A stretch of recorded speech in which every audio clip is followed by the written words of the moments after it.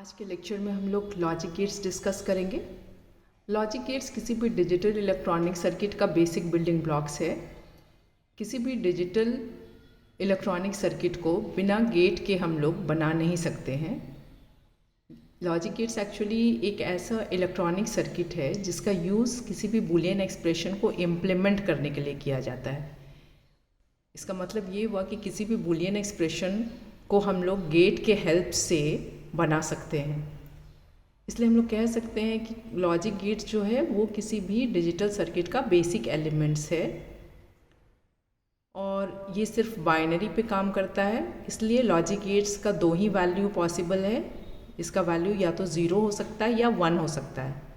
मतलब logic gates का value सिर्फ लो हो सकता है या फिर हाई हो सकता है, क्योंकि ये बाइनरी पे वर्क करता है। लॉजिक गेट्स जितना भी है वो लॉजिक्स पे काम करता है, इसलिए इसका नाम है लॉजिक गेट्स। हर एक लॉजिक गेट का अपना सिंबल होता है और हर एक का अपना फॉर्मूला होता है, और हर एक लॉजिक गेट को डिस्क्राइब करते हैं हम लोग उसके ट्रुथ टेबल और उसके लॉजिक एक्सप्रेशन की हेल्प से।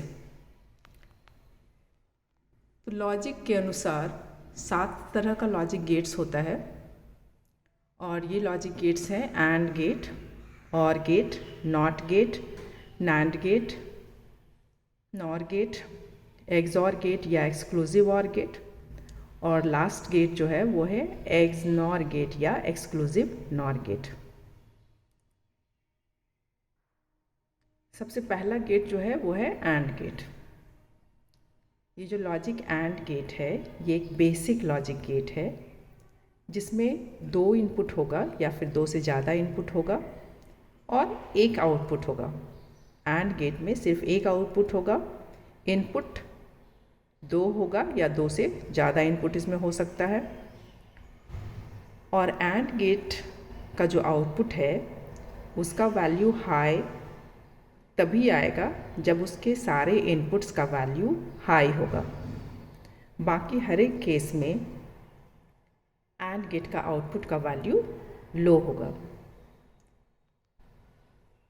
यहाँ पर हम लोग एंड गेट का लॉजिक सिंबल या लॉजिक डायग्राम दिखाए हैं।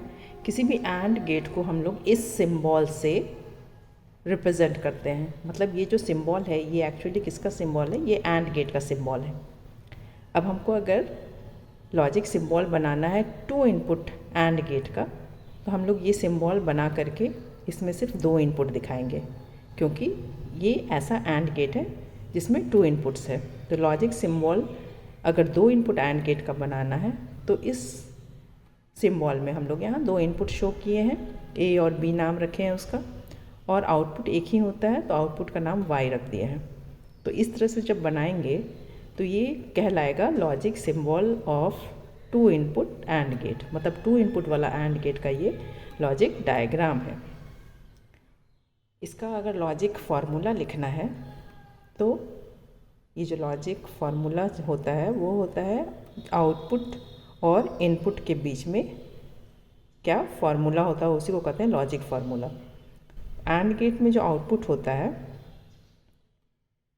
उसको निकालने के लिए हम लोग क्या करते हैं, जो इनपुट है उस दोनों का एंड ऑपरेशन करते हैं। और एंड ऑपरेशन का मतलब हुआ मल्टीप्लिकेशन ऑपरेशन। 2 इनपुट है इसलिए आउटपुट जो है वो क्या हो जाएगा, a इंटू बी। ये हो गया 2 इनपुट एंड गेट का लॉजिक फार्मूला। उसी तरह से अगर 3 इनपुट एंड गेट का लॉजिक सिंबल बनाना है तो सिंबल यही रहेगा, सिर्फ यहाँ 3 इनपुट दिखा दिए हैं और आउटपुट एक ही रहेगा, और 3 इनपुट का नाम रखें A B C.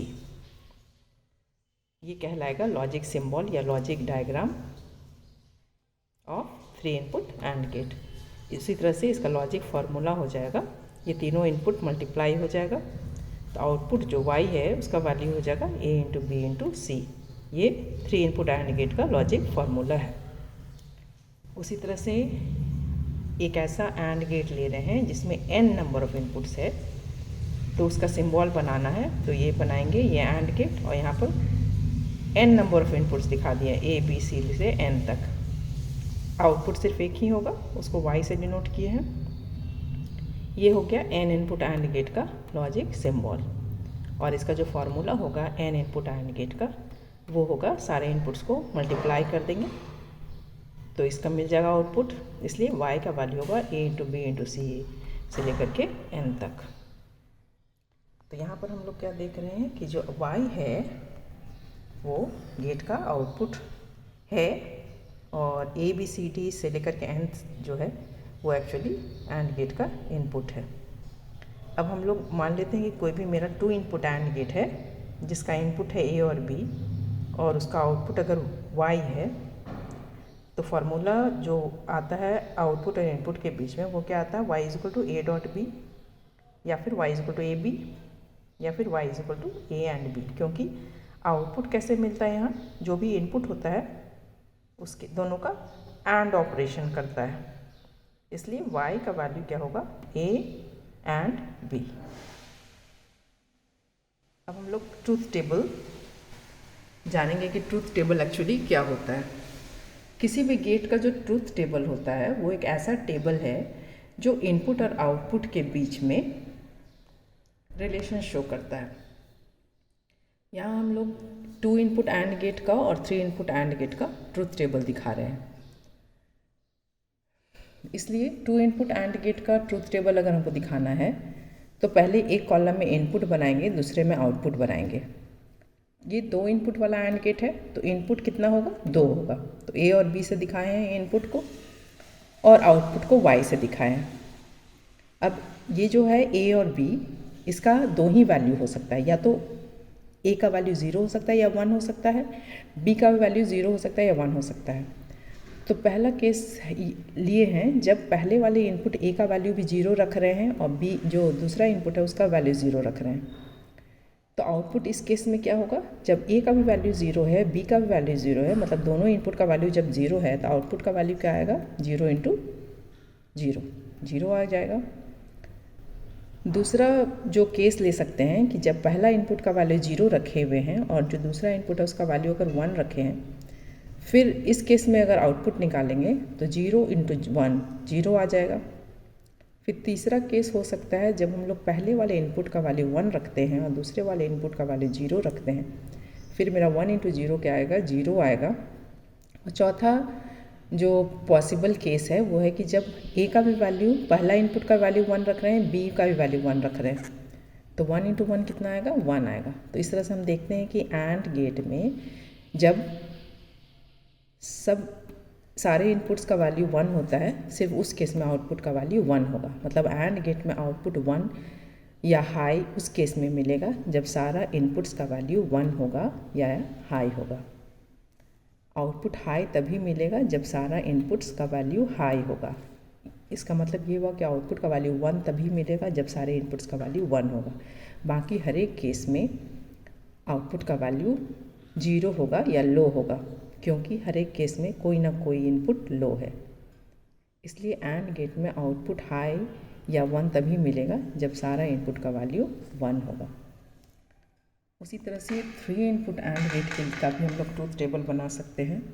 3 input AND gate का टेबल बनाने के लिए हम लोग यहाँ इनपुट वाले कॉलम में 3 इनपुट दिखाए हैं, A B C नाम रखे हैं तीनों इनपुट का और Y आउटपुट है। अब A B और C का 2 ही वैल्यू पॉसिबल है, या तो 0 या फिर 1। पहला जो केस ले रहे हैं उसमें तीनों इनपुट का वैल्यू जब 0 रखे हैं, दूसरा है जब दोनों A और B का वैल्यू 0 है, C का वैल्यू 1 है। तीसरा जो केस पॉसिबल है वो है कि A का वैल्यू और C का वैल्यू 0 रखे हैं, B का वैल्यू 1 रख रहे हैं या हाई रख रहे हैं।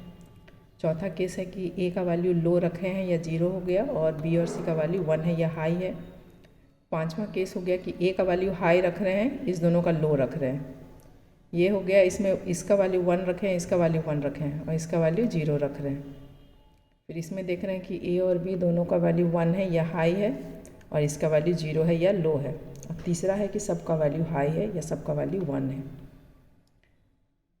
हर एक केस में आउटपुट निकालने के लिए क्या करना होगा, सबको मल्टीप्लाई करना होगा। तो हम लोग देखते हैं कि हर एक केस में 0 आएगा, सिर्फ जो लास्ट केस जब सारे इनपुट्स का वैल्यू 1 है, सिर्फ उस केस में 1 आ रहा है।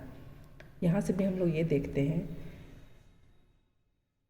कि किसी भी एंड गेट में आउटपुट 1 तभी आएगा जब सारे इनपुट्स का वैल्यू 1 रहेगा, या फिर हम लोग कह सकते हैं आउटपुट का वैल्यू हाई तभी होगा जब सारा इनपुट उसका हाई होगा, बाकी हर एक केस में आउटपुट हमको लो मिलेगा।